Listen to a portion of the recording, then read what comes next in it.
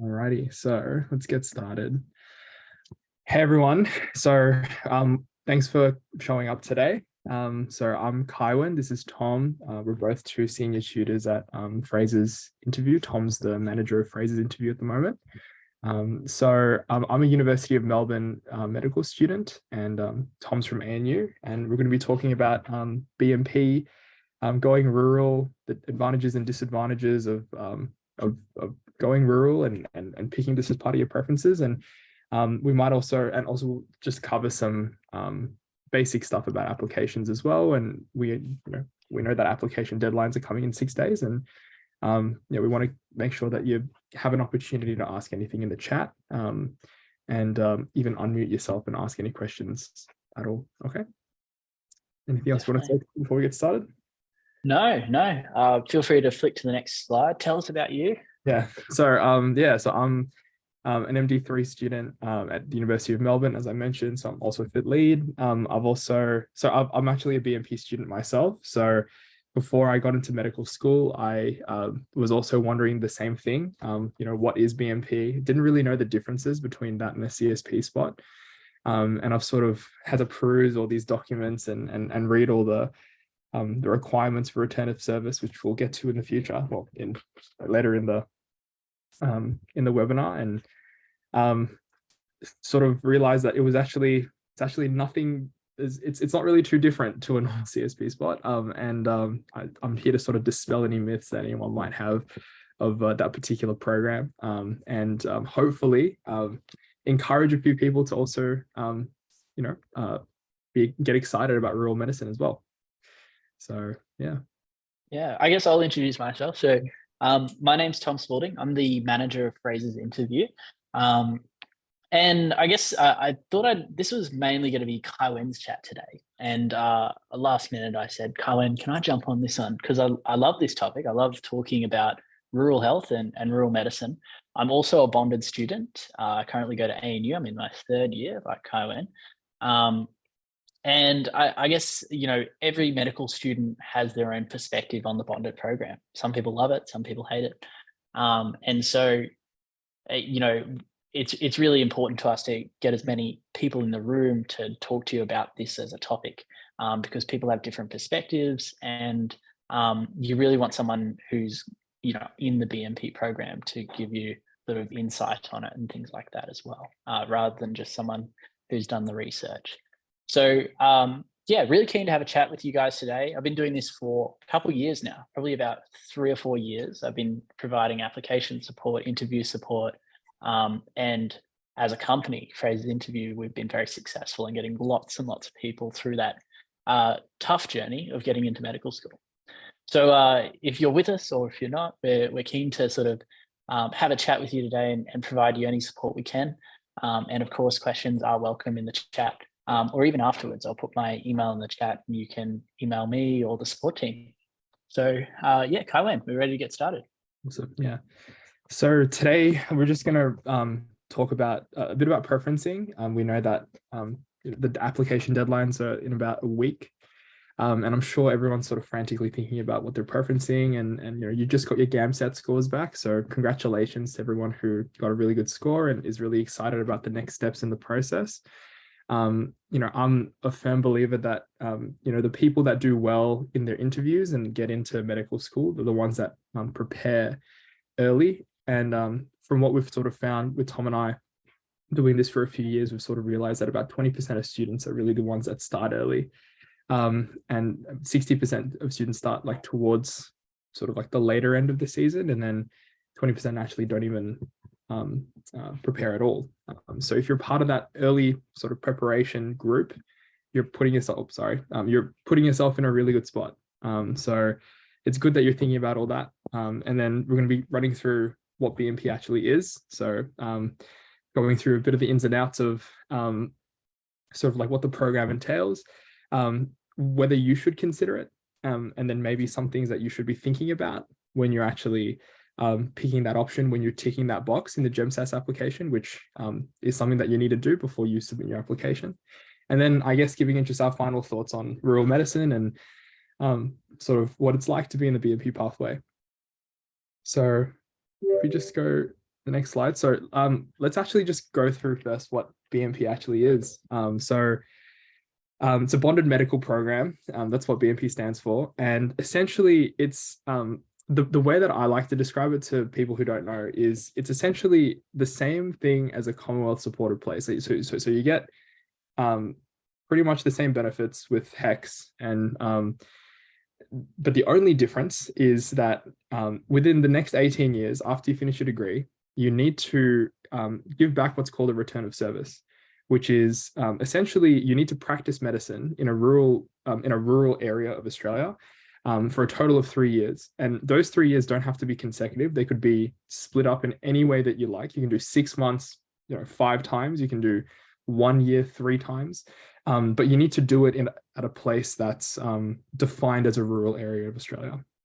And the way that a place is defined as a rural area of Australia is by using this thing called the modified Monash model, which is dubbed as Triple M. That area and those areas are sort of classified under sort of disadvantage or that need some additional resources. You need to do your return of service in one of those areas. Now, obviously, there's a lot of considerations when it comes down to sort of doing this type of return of service. And sort of we'll get to that a little bit later, but just on the outset, I'd like you to just think about like the importance of BMP in the context of like medicine in general. Like we have a lot of areas in the world, not just in Australia, that are disadvantaged with healthcare. And they have lack of resources, lack of doctors, nurses, paramedics that go out to areas where people really do need help. And this scheme was essentially brought in to try to soften the blow in areas that are disadvantaged in Australia to sort of equalize what is a very unequal healthcare system. So to actually, have an obligation in, like this is, like you can look at it in 2 ways. You can look at it in a good way or a bad way. But when I was sort of going into it, I sort of thought to myself, this is actually pretty cool because it's essentially Australia's proactive way of trying to bridge that gap between rural and metro medicine. Do you want to say anything about this, Tom? Yeah, I've got a couple points. One is, maybe a little bit of an introduction to the categories you can preference within GEMSAS if you haven't heard about it before. So you've got your Commonwealth supported place, which is your typical medical school place. You go to medical school, you get a HECS debt, and then you pretty much finish your medical degree and your commitment ends with the paying off of your HECS debt. And it's pretty simple. It's much like most other university programs in the country that are postgrad or undergrad as well. You've also got full fee paying places, which are quite sparse these days. You mainly have that at Bonded and Macquarie. And these places aren't supported by the Commonwealth as medical school places. So yes, you get full accreditation as a doctor and everything like that, and you'll get a full medical degree and you'll get the job offer at the end, just like the other medical schools. But where it becomes different is paying off the degree. So instead of paying off a discounted HECS degree, which usually sits around $40,000 to $60,000, you're more likely going to be paying the undiscounted private fee upfront, or as you're doing the program. So that usually sits around 120 to up to 300,000, depending on the university and the nature of it all. So I guess that's something to take into account, as that's another option. Usually there's less people that select those. So obviously that is an advantage for your application if you're going to select that on different options and preferences. And then the final one is your BMP. So this is an opportunity to select whether you're willing to go rural once you become a doctor. And there's different levels of categorization. Some universities in the GEMSAS preferencing will simply say, do you want to do a BMP or do you not want to do a BMP? Some will give you greater degrees of optionality there. So it's like, I would prefer a CSP, but I'm willing to do a BMP. Or, I will only do a CSP. So it depends on the university. They give the GEMSAS different preferences and you get to pick based on like a different degree of of how much you're interested in being rural. And so I would say that, and we'll talk about this later on, I'd say that BMP is a really great advantage to your application. Naturally, less people select BMP. There's a lot of stigma around working rurally, and that sways a lot of people away. But it can actually be quite rewarding work. And maybe the actual give back period isn't as harsh as maybe you might think about going into it. So you think about the modified Monash model. And if you're curious, I'd really encourage you to go on to a website called Doctors Connect, which gives you a really good map with the modified Monash model. So you essentially go on there, you click the drop-down menu within the map page, click modified Monash model, and then you can put in any address in the country, and it'll tell you if it satisfies that model or not. And it'll actually give you a classification as to how rural it is.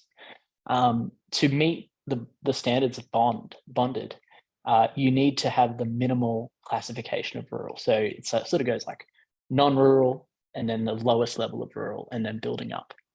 So, maybe that might be helpful for you. I'm happy to put that in the chat, the name of that website again.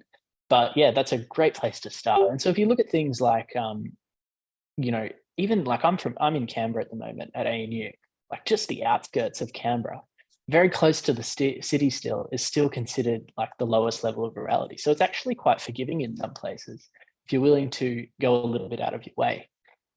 The other interesting thing with the BMP is someone's asked in the chat, is it MM2 to MM7? Yeah, that's correct. So if it's MM1, it's not considered rural enough. And so MM2 is like considered, it's like regional. But what I'm saying is it's quite forgiving with the regionality. So like MM2 is the outskirts of Canberra.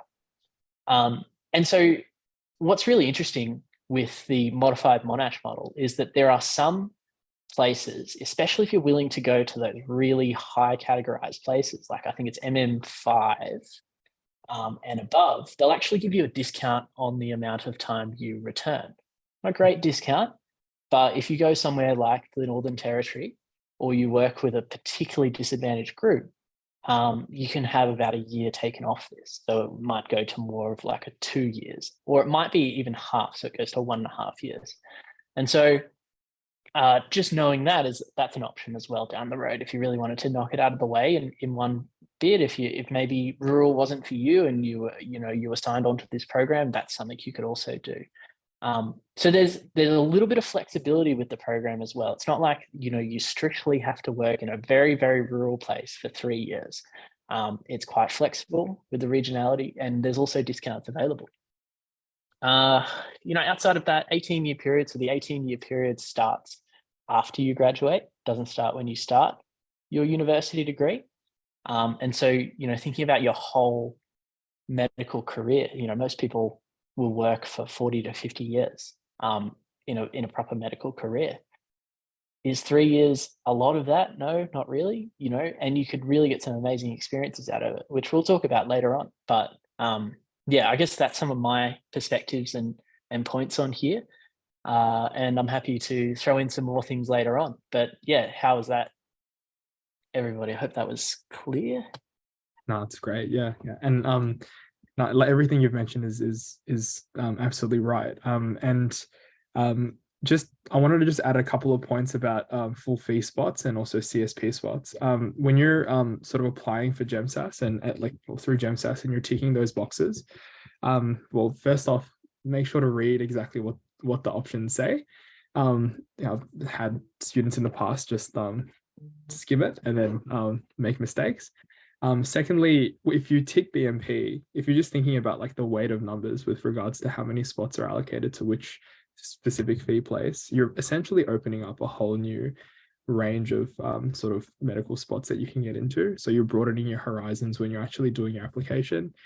And as Tom has mentioned, yeah, BMP is not actually that scary. There's a lot of ways that you can cut down that those 3 years if rule's not for you. But there's also a lot of benefits. Like, for example, oftentimes to specialize these days, you pretty much have to go rural. For a lot of specialties, it looks really good on your resume if you work rurally, especially for surgery. And I know maybe there's some budding surgeons out there in the chat. If you have to do a return of service, it sort of allows you to tick those boxes anyway. So it's sort of a benefit for you. It's something that you're going to have to do regardless. It also gives you a really good opportunity to sort of like learn independently in these sort of lower and sort of disadvantaged areas, I guess. There's a lot more independence that you can sort of take when you, if you're one of the few doctors that are there, and it serves you really well for the rest of your career. But obviously that there's advantages, but there are also plenty of disadvantages as well that we'll also run through later. Other than that, the last thing I just wanted to say about full fee positions. One other university that does offer full fee positions is the University of Melbourne.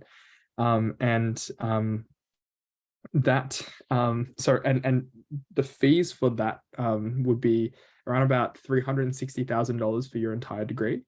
If anyone was wondering about like the specific figure, obviously that changes for other universities like Bond and Macquarie, for example. But when if you're applying for the University of Melbourne, it's a common university for a lot of students to apply to, just make sure that you sort of read that and have maybe sort of a bit of a reflection and a discussion as to whether that might be right for you as well.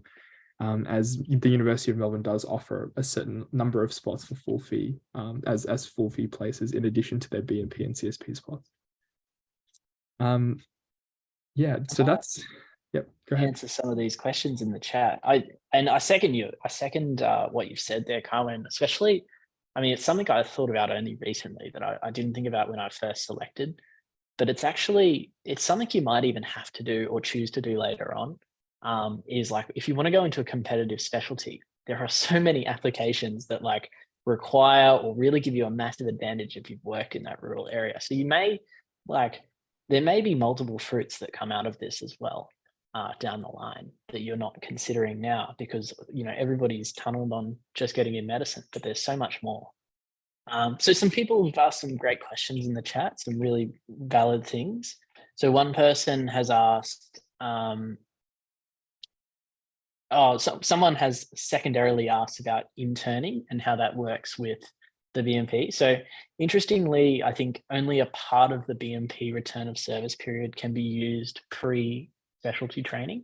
I think it's about 1 year, and then you need to give 2 of those 3 years after you've done the specialty training. And so that makes it challenging. Like, you can't just knock the 3 years out of the way as soon as you graduate. You actually got to be a little bit more clear about how you want to do it. And if you don't end up doing specialty training and you become like a CMO, which is basically a doctor that has passed intern year but has decided not to specialize in any particular specialty, and you're sort of like a hospital support doctor, then I think you get to like year 12 and the BMP will send you an email and say how you're going with things. And it's about year 12 where they allow you to do the 3 years unspecialized. But you have to get to year 12 without doing that. I think a second point, so like just in summary there, you have to have part of that like return of service period post actually specializing or actually doing further training. So that's something to note. So someone's asked, if we choose not to participate before the census date of the second year of medicine, do we not have to comply? Is that right? I'm not sure if I'm reading your question right, but it's not like an option while you're in medical school. It's essentially when you get your medical school offer in the emails in around January, December, even November, it will say in the email, this is a bonded medical place. Do you accept or not accept? There's no optionality about it. And so if you accept the bonded medical place, like you sign the dotted line right then and there. And if you don't accept it, then, you don't accept the medical offer, full stop. And I think that that's something to note as well, is like, pretty much the commitment happens the moment you put it into the preferences in GAMSAT in about 6 days. So if you get an offer with that, then that's something to know. Yeah.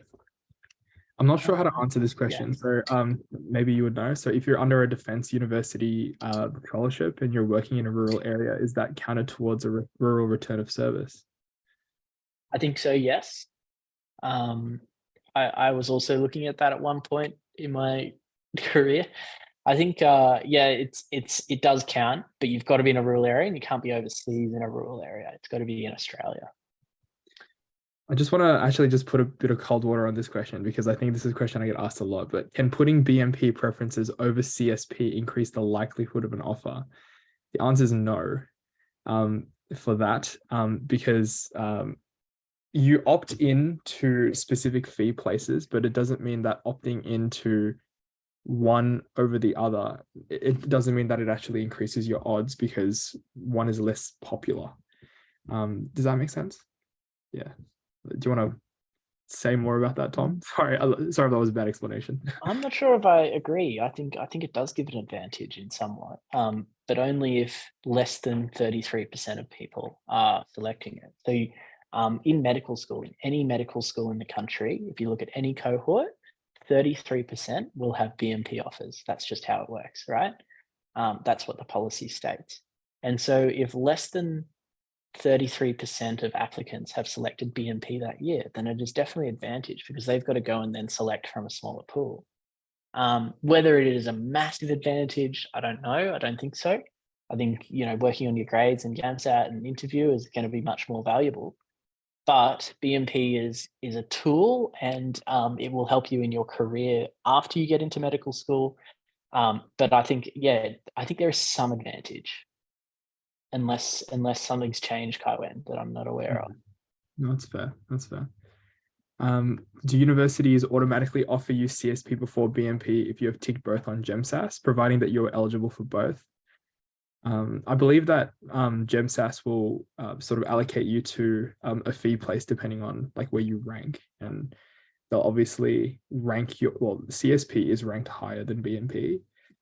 So in that case, if your scores are better overall, including what you get on the interview, you'll be offered a CSP place. But if you're not as part of that percentage, then you'll be offered whatever next place is best, which is BMP, if you have ticked the box for it.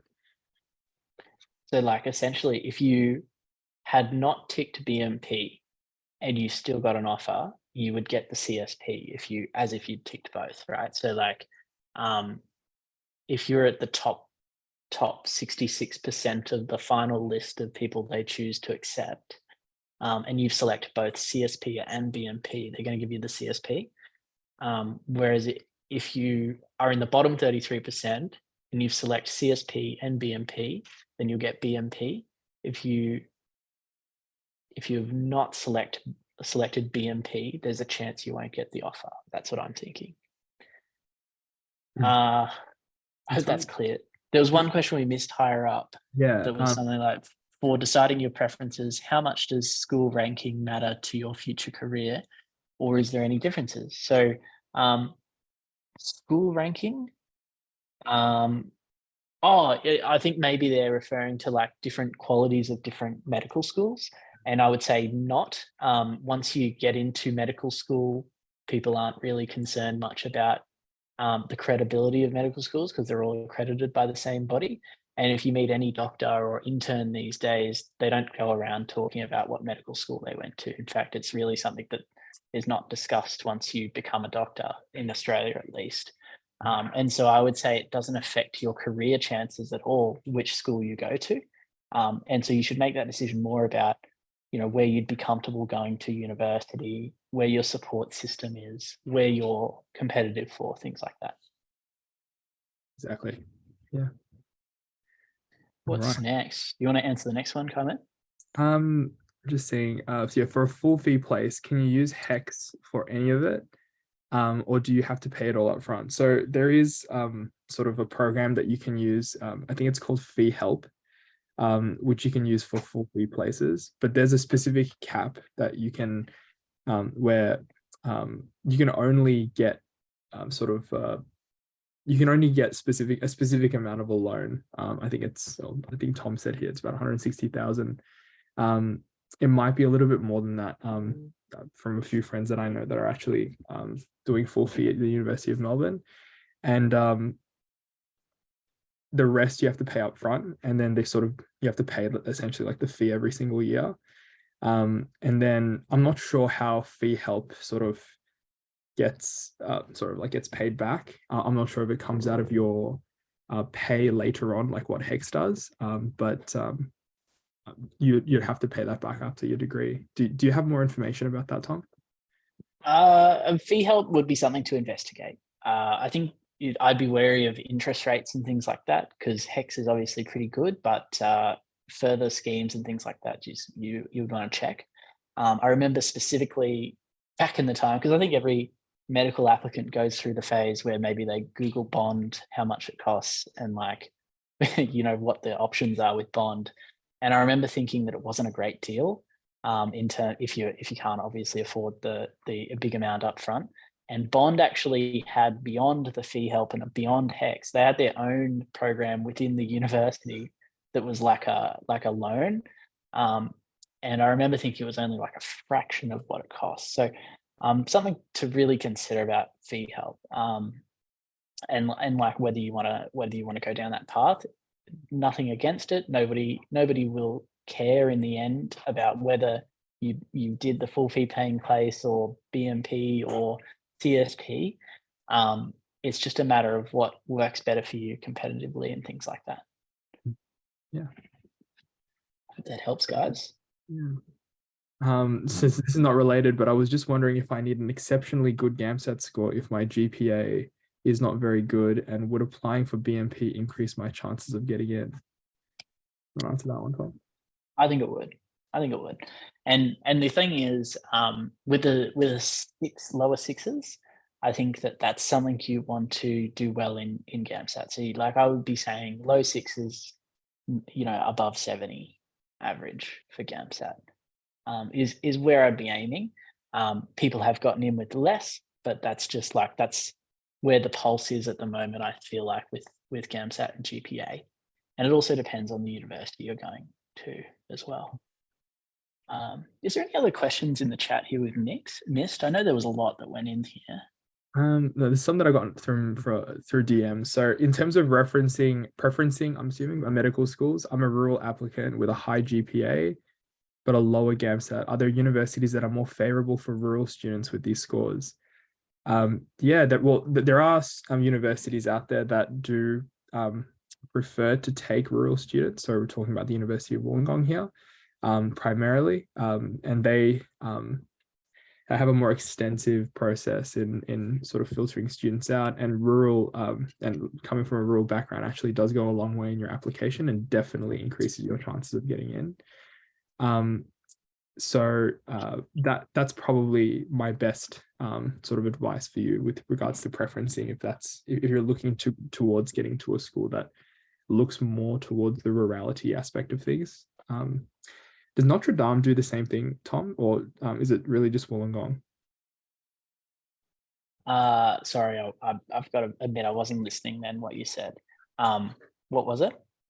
So does other than Wollongong, what other universities sort of preference rural applicants? Oh, Deakin actually. Oh, yeah, Wollongong, Deakin. I would say ANU. ANU. Outside of that, I don't know. I think they all offer bonuses, but there are some universities that just have that in their vibe, and it's also going to help you a lot in your interview if you can have that strong rural approach as well, and a rural background. So that's something to note as well. Yeah. Any other DMs you got? Yeah, I've got quite a few actually. So could you please clarify the first sentence of the slide stating that the BMP scheme is closed to applicants since 2019? So that was that particular revision of the BMP scheme. It's a new revision now, which you'll have to sign. That's the only difference. So in 2019, it changed from 1 year to 3 years, I believe. And so there are people who are currently signed on to the bonded program that are just about finishing medical school now that are BMP, but they'll only have to do the 1 year. Whereas everybody after that year who started medical school has to do 3 years, and that's how it will be for the foreseeable future unless the policy changes again. So yeah, I hope that's made it clear. Perhaps places that use GPA more and prioritize rural applicants. Again, I'm not sure what that means. So also, I got another question that's a little bit more unrelated. It's also unrelated. How common is it to get an offer at a school that you didn't interview at? That's actually a pretty good question. It is pretty relevant. I wanted to put a more competitive uni as my first preference, but I'm worried that if I don't get in, nowhere else will consider it. I do know students who have interviewed at the University of Melbourne, and then they got offers at Deakin. And multiple people in my cohort who got in had that. In terms of how it works with regards to interviewing at like a less competitive university and getting into a more competitive university, I've never heard of that before. Hom, have you ever heard of that? I know people who literally in my cohort who interviewed at Notre Dame and then obviously got in at ANU. And I would say that ANU is more competitive than Notre Dame. Probably a little bit biased, but that's a prime example of that. And they had Notre Dame higher on their list. So yes, it can and will happen. And it's because a lot of these interviews are standardized and they share the scores between the universities through GAMSAT. Someone would like to know what they think, what we think of Bond University, and if it's something that we would recommend. Interesting. I mean, if you could afford it and you want to, great location on the at the Gold Coast, quicker degree. So I think it's 3.5 years, or maybe it's 4 years, but it's undergrad.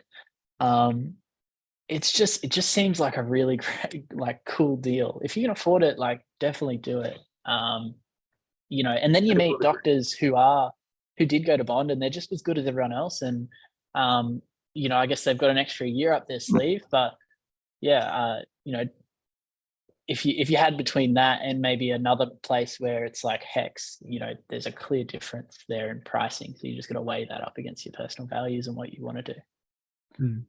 Yeah, in terms of Bond, I think, I know a lot of doctors who have been to Bond and are working at tertiary hospitals here in Melbourne, and also have a few friends who also went to Bond, and yeah, they've actually had glowing references. They've said it's a really great place to study. It just depends on if you can afford it.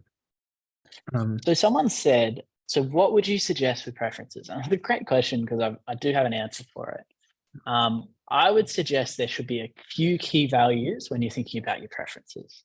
One is think about, where do you currently live and what is the feasibility of you moving to another city? And there's lots of things that go into this, your financial circumstances. A big part of it is support systems. If you've got a huge friendship group or a huge group of family that currently support you in where you are, whether it be financially, emotionally, whatever, that's going to go into the decision. I do not believe the credibility of a university should factor into the decision. That's my opinion. I just don't think that doctors or people in the workforce care about which school you went to once you get to the end of the line. The ultimate suggestion is that you should pick first your dream school, regardless of how competitive it is. Just pick where you'd want to go number one. And most people will pick this as the best university in the location where they want to go. And so then the next one I usually say is a really good school that you're competitive at, and that you'd be a shoo-in. Maybe you look at the bonuses and you think, oh, those bonuses are really going to suit me. So maybe you did your undergrad at UQ and you did an honours project and you've got a really amazing honours bonus at UQ that not many other people get access to. So that would probably be number two, because it's a really safe school. Maybe you've got good scores, things like that. The third one would be the least difficult one in the location you want to go. Okay, so if you're thinking somewhere let me say Melbourne, I would probably go Deakin over Uni Melbourne, because you'd be up against people like Kai Wen, who are just absolute bosses. And I guess the first three are really important. After that, put in what you want, put something cool in there, everything that you maybe didn't include in the ones above that you think are cool. Always do University of Sydney on the side, definitely important. Always do Flinders on the side. because these, why not give yourself extra preferences if you can in the long run? So that's my broad advice. It's subject to my own opinion, and I hope it helps. Yeah. Presentation over. Yeah. I had a question here about how like whether universities in general prioritize rural students overall, and my answer to that is, well, if you are a rural applicant, it's not a secret that you do just get bonuses everywhere, no matter which university you go to. It just depends on like the percentage of bonus that you get, and some universities do like rural students more just because of their program and sort of how they sort of choose to teach their medicine in a more sort of rural lens, like for example Wollongong. Regarding Flinders, so for a non-Flinders graduate, the GPA hurdle rate, they seem to advertise fairly widely as 78. That has to be a GAMSAT hurdle rate. That's because that's not a GPA score. If any of us have a GAMSAT below this, is there really much value in applying to Flinders? So remember, so actually just one piece of advice that I'm just going to give everyone here that I think is something that I was told as well, because when I first applied to medical school, I didn't apply for UCID or Flinders, and I was told by all my friends that you're just an idiot for doing that, because if you really want to get into medical school, and I was in sort of a boat where I was happy to pretty much go anywhere, and you sort of shut off your options if you don't just even put your hat in the ring for things like Flinders, for universities like Flinders and Sydney, because they're separate to GEMSAS. So make sure that you do your own research on Flinders and University of Sydney applications, which I'm pretty sure we'll also be doing webinars for in the future. My experience with Flinders was that, so if I just like sort of walk you through my story. So I applied for all three in 2020, and then the GEMSAS offers hadn't even come out yet, but Flinders did their interviews and started their interviews prior to pretty much any of the GEMSAS offers coming out. And my GAMSAT score was not over the 78 hurdle. I was just below. So I didn't get an interview at Flinders, but then months later, after I'd received a offer for the University of Sydney, and after I'd done my GEMSAS interview, I actually got an interview offer from Flinders, saying that they're just doing second round interviews. So had I not gotten a UCID offer, and had I not performed well on my GEMSAS interview, I would have actually had another opportunity at Flinders through a second round interview offer. So my advice is, even if you're below the threshold, it's always worthwhile to put your to sort of throw your hat in the ring, because you can get that sort of second round interview offer. And I believe they also did third rounds during that year too. Because usually what happens is, and this is specific for UCID and Flinders, is you'll have sort of a rush of everyone in the first round will get an offer, and the score will be like super high, like the cutoff will be crazy. And then everyone will do GEMSAS and then get their interview offers there probably. And then like the high scoring students will get into the universities that they want to get into through GEMSAS, and then they'll start rejecting the Sydney offers and the Flinders offers. And then what happens from there is they'll release second round offers and third round offers and fourth round offers until all those spots are filled. So you're actually sort of pretty much always in the game with Sydney and Flinders. And I know a very close friend of mine who's actually studying in the University of Sydney right now. He got a third round offer to study in Sydney pretty much like 2 weeks before med started. So it happens. So if you're in that position where you want to get into medical school, you don't mind where you go, throw your hat in the ring, and make sure that you have all your bases covered. Apply for everything. So that's my best advice that I can give you guys with that. Cool. All right, we might need to move on soon, but Carwyn, did you want to take that next question? Yes. So I'm just going to switch the slides, because I think this is a really interesting topic to discuss after this about advantages and disadvantages. But the next question was, how can you guys give me advice on how to increase my GAMSAT scores into the 70s? I'm honestly terrified of GAMSAT right now, since everything depends on it for me at this point. So look, I think with increasing scores, and this is just in general, and this is like a general concept that I always sort of say to people who are wanting to improve their interview skills as well. So obviously, like practicing and like having the right prep is really important. And I always sort of use the phrase, don't leave any stone unturned. If you want something really badly and you really want to put all your effort into it, you should be searching for any way to improve. But it's not just about having all the resources, it's also having sort of reflecting on yourself as to what worked for you, how things might have panned out for you, and what went wrong in your prep before, and changing that, because doing the same thing over and over again would just be not the right thing to do. So look for prep courses. Phrases obviously has a fantastic GAMSAT course that that we offer, that can definitely assist with that, with resources. But ultimately, it comes back to how you prepare and reflecting on your process and fixing that process to something that actually shows results along the way, and be empirical with how you improve, which is pretty much how we do the same thing in our fit course as well, where we are very analytical with all of our students, so that we can essentially show them their progression from start to finish and show them that they have improved. So do you want to speak about that a little bit more, Tom? Yeah, I guess generally is like, if we're talking just about like preparing and things like that, we'd love to help you do it, of course. We've got a huge tutor bank, 300 across the country, and they're all medical students and doctors, so people who have done exactly what you're trying to do right now. So not only are we able to give you that analytical support, as Carwin has talked about, but we can back it up with experience and knowledge.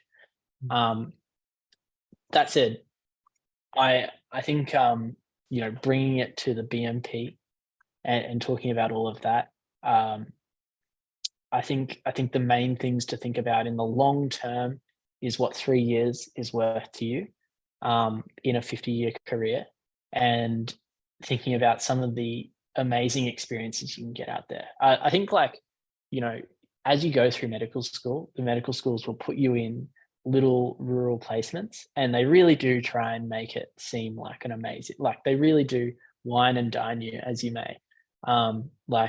I every year we do like a school camp to a rural location, and they put so much effort. It's usually like the Country Women's Association or people in those communities. They put in a lot of effort to make sure that medical students are welcomed. And I would go as far to say is, if you were to go and work in a rural area, you would be cherished by that community, and you would be able to do amazing work. So in terms of making a difference, if you're getting into medical school to help other people and have huge impacts on people's lives, there's no better place to do it than in a rural area where you are the only doctor, or you are one of very few doctors who are able to actually connect with these people. Whereas in a city, you're one of hundreds of doctors that maybe connect with a patient throughout their whole journey. And so ultimately, there's a hugely powerful thing about going down that rural pathway and having a go. And if you get to do it for 3 years at a very minimum, that's going to be an amazing experience for you. And so I guess that's my opinion. Now I've gotten it all out in the open, Kaiwen. No, that's good. That's good. Yeah. So I just want to talk a little bit more about like sort of, yeah, pretty much following on from what you're saying about the advantages and disadvantages of BMP. And then I guess, to be honest, this slide's actually pretty beneficial just for anyone who might get a rural health question on an interview, for example, because you might have to talk about disadvantages and advantages when it comes to why you would go rurally in a medical interview. And exactly what Tom was saying about opportunity is like really the first thing that comes into my mind. Just echoing the same sentiment. I had a friend last year who was doing their placement in Bendigo in Melbourne, which is a rural area, and essentially, at her hospital, she had a lot more opportunities to do things like cannulas, which is essentially like inserting a little sort of plastic thing into a person's vein to take blood. And in my metro hospital, I had much fewer opportunities. She was pretty much able to do it every single day. I was able to do it like maybe one a week. So you get proficient with things that with a lot of these small skills that we take for granted in medicine, and it goes a really long way with your own career progression in the future and your knowledge.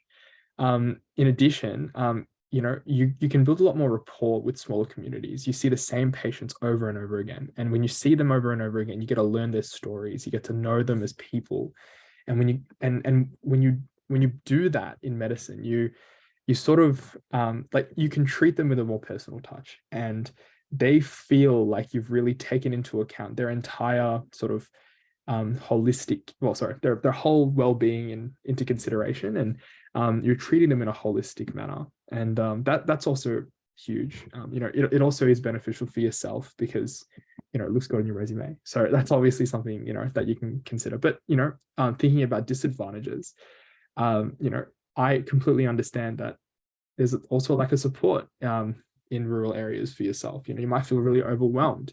Your family might be in a metro area, and you just can't really afford to go rurally. Similarly, I know that a lot of people in my cohort, they want to start families pretty much right out of medical school, and they're planning on having kids, and moving away from that family to work is challenging, and it might be really difficult to make that decision later, and it might cause a lot of tension. So 3 years also, like I'm trying to sort of tell you guys that it actually isn't that much, because it's 3 years in an 18-year window, which is, you can do 6 months 5 times. It's actually not that much, but sometimes with the way life pans out, sometimes it just doesn't sort of work that way. Sometimes 3 years is actually just maybe just too long. I think these are sort of personal considerations that you need to think about for yourself, and why people don't pick BMP is because of it's because of these reasons, really. My ultimate preference is I think BMP is a wonderful program. I obviously was happy to take it because I believe in the benefits, and I think that it pretty much is the same as CSP, like in my mind, just because of the fact that you're pretty much going to have to work rurally, and I want to be a surgeon, so like I'm probably going to have to like work rurally regardless. To me it's nothing, but it differs from person to person, so it is a consideration that you need to make before you put your preferences in. Yeah, I think that we had an interesting question in the chat, which isn't something that we talk about. It isn't something we talk about enough as we're going into medical school. I think a lot of people are scared to talk about it because it sounds like, oh, there might be stigma about talking about earnings. But someone's asked if going rural and doing the BMP will affect your potential earning as compared to people who might apply for rural positions that aren't part of the BMP program. So the answer is no. You have the same job offer, you get the same earnings as the people who are going into the rural program that were in the CSP or anything. In fact, I don't even think the practice you work at or the employer will actually know you're on the BMP. You just need to provide evidence to the BMP body that you have worked there through a pay slip or whatever to show that you've worked there over that period of time. Further to that, an interesting extension of that question is also the BMP versus CSP in terms of potential earnings. And I would say that the difference is negligible in the long term because, it might depends on how you build your career around it. Obviously, if you're someone like Kai Wen, who's going to go hard for surgery, if the difference between going rural and not going rural is the thing that gets him into that surgical training, then of course it's going to have a huge effect on his earnings and will probably have a very positive effect. But in terms of longevity and things like that, if you're going somewhere and you want to go somewhere and you're trying to decide if you should take 3 years out of that pathway to go rural or not, I think the difference is negligible. I also just talking about money, just because it is a common question that does come up, and it is probably something that we need to remove the stigma of talking about before medical school. Often, and once again, correct me if I'm wrong here, but I've also heard that I've actually been told that oftentimes going into rural areas you do get bonuses with your pay because of you're helping out like disadvantaged programs and And there is actually scope for you to earn a little bit more if you're able to go to those areas, especially ones that are lower in sort of advantage. We're talking like MM5 to 7.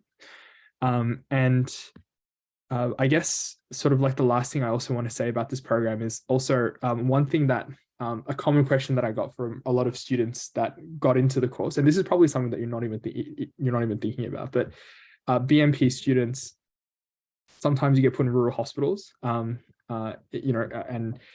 some people actually have asked me the question, if I pick BMP, would I be put into a rural hospital? Will I have to do my placements rurally in medical school? I want to be close to my family. Is that going to affect my course? If you do medical school in a rural hospital, doesn't change anything. Like everyone will graduate with the same degree, with the same knowledge. And you probably will actually be a bit more proficient at a lot of soft skills that metropolitan students won't have the opportunity to do, like, for example, cannulas, just because you're able to do it so often. So there is actually no difference. You're not being disadvantaged by picking this program. I would say I frequently forget that I'm actually in the BMP program. Like, it is such a, like, I signed something on like my second week of university, and to this day, like, it hasn't changed anything about my whole journey. I know it will eventually, but my medical experience has been no different to my colleagues. And so that's an interesting note as well. One other thing I was going to say before, but I forgot about. I vividly remember on my first week of my hospital rotations in year 3, going into Canberra Hospital, and a lumbar puncture was being taken place. And it's like it happens fairly commonly, but it's not as common of some of the other things. And I remember going into that room and the doctor's the commentary about how, a skill like that, there is usually a line of 7 doctors to learn how to do that skill, right? In a metropolitan area. So if you're an intern and you want to learn how to do a lumbar puncture and you're in a metropolitan area, you may be waiting until you're a registrar before you actually like get a chance to have a go with it. Whereas if you're in a rural area, there's only one person between you and the patient that needs to know how to do it, and they may very well be sick that day. So, there is a chance that, like, having that rural background, especially in intern years and things like that, it is, like Kywin said, going to get you a lot more of those soft skills and reduce the amount of people between you and the skill and learning that. So yeah, that's an interesting anecdote for you all, but maybe we can move on to the next slide, Kywin. All right, so so we've sort of pretty much covered this already. So we've just said our opinions on whether we would apply for BMP or not. So just remember that it does open up a whole host of new medical sort of spots for you at different institutions. In my opinion, the advantages do outweigh the disadvantages. There's really no difference, and it doesn't disadvantage you at all.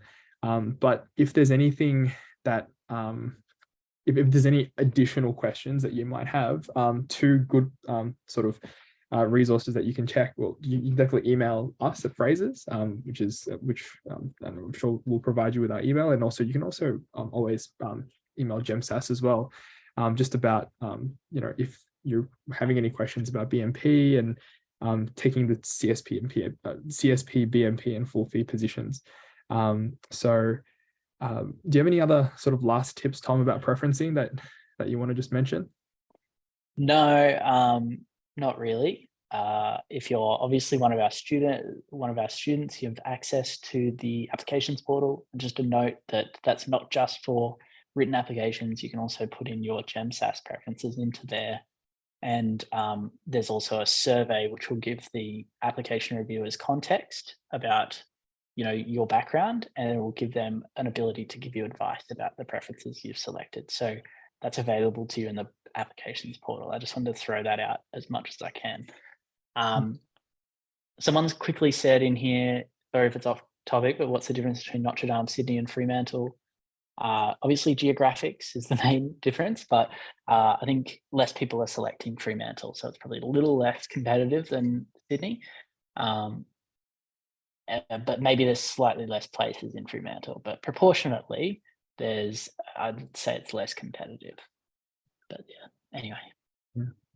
And then we just got a couple of slides here just about succeeding in your medical interview. So as I've mentioned before, if you prepare early, you have a higher chance of getting a good score, being more prepared on the day, and showcasing yourself in the best way possible. And as I sort of mentioned, for anyone who wasn't there at the start of the webinar, 20% of students overall do start their preparation early, and the rest of the 80% do other things. Like 60% of them will start late, and 20% won't study at all. So think about what the most important questions are early.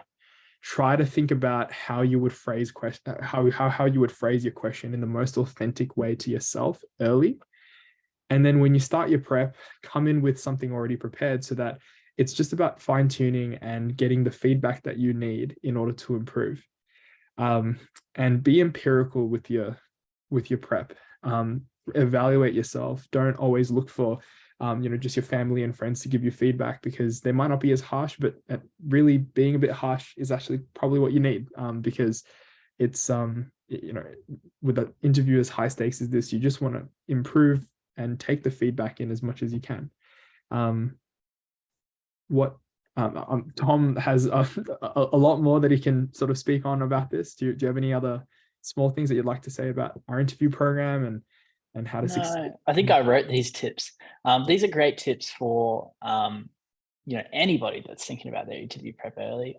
Maybe add diversity to your preparation strategies is a key thing here. A lot of people think it's just, hey, can you like go and prepare with one mate and that same mate over and over again, just do practice questions. That's not how you should prepare for your interview. I specifically remember preparing for my interview before I signed on to the Fraser's course in the first place. And looking back, especially with everything I know now, I know how flawed of a process that was, because one guy would say one thing and two people would listen, and we'd both be like, oh yeah, that's really good. You're doing really well. Yeah, blah, blah, blah. And then like I would have a go, and then they'd go, oh yeah, that's really good. Don't worry. Then you go around, everybody's just complimenting each other. Maybe there's little bits of feedback here and there, but you really need someone who's objectively going to look at this and say, all right, is this just a bit of fluff? Like, are you saying it truthfully? Is there depth to it? Have you justified yourself? How clear are you being? These are the key things that make an interview great. And so I guess that's what our interview course offers, with our diversity of tutors, the people who've actually done an interview before and been successful. And so we'd really love to have as many people on as possible. And yeah, feel free to email us even if you have questions or you're considering joining a course as well. For sure. Yeah, that's cool. So that's pretty much all we have to sort of discuss today. Tom, did you want to leave sort of an email? Is there an email that we can? Well, yeah, awesome. And yeah, like we'll leave an email for you guys, so that if you have any questions, please feel free to direct it to us. I'm actually happy to stay back for another like 5 or 10 minutes just to answer questions in the chat if anyone wants to sort of ask any questions and even unmute yourself and ask. I'm happy to I'm happy to just kick on for another 5 or 10 minutes before I have to go and do some more work. Yeah, I hope it was. Yeah, I mean, Carmen, you're so busy right now, man. So yeah. I feel like I'm just putting all the emails in the chat. Carmen, you're welcome to put yours in there. You don't have to. I know you're smashed at the moment with things. But yeah, I hope it was helpful for everyone. It's good to like have a chat with someone that knows what's going on. Even now, as I'm starting to look at the next stage of my career, like, what is the pathway within medicine? You'll find that this is a constant thing as you go through your journey in medicine, is always looking at, all right, who's the next person who's done what I'm doing right now? That's the best advice. So right now I'm talking to interns who I see on placement and asking them, what were you doing in the last 2 years of your medical degree? Like, how did you make the most of it? What experiences do you think are most valuable? How do I, should I be going interstate for my placements, or should I stay in ACT? Like, these are all questions that I'm asking at the moment of interns. And so you'll find that as you go through your career, you're always asking the person who has done it, who is a couple steps ahead of you, how they got there. And so, yeah, thanks for joining us on the journey, and thanks for taking up that philosophy. Absolutely. Absolutely. Thanks so much for everyone joining. I'm going to stop the recording now, and then